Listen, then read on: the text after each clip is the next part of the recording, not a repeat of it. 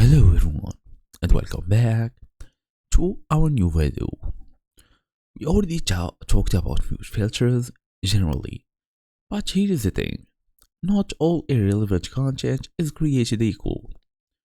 Sometimes it's a keyword that keep popping up. Sometimes it's specific author who takes you basically, or you just don't care about it much.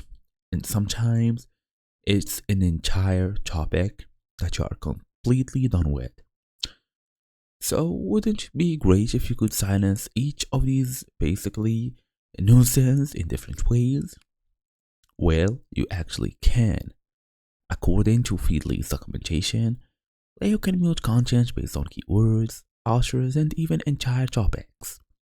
Each time of mute filter works slightly differently, and knowing which one to use in what situation makes all the difference. So in today's small tutorial, we're gonna go through all of this fast and easy as usual.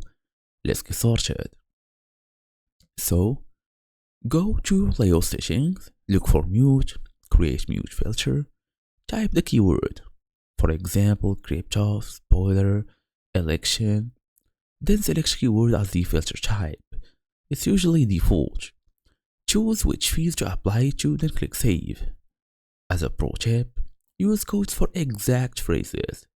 For example, you can use Taylor Swift. Mutes only the exact phrase, while the general Taylor Swift, no quotes included, would mute article containing either word separately.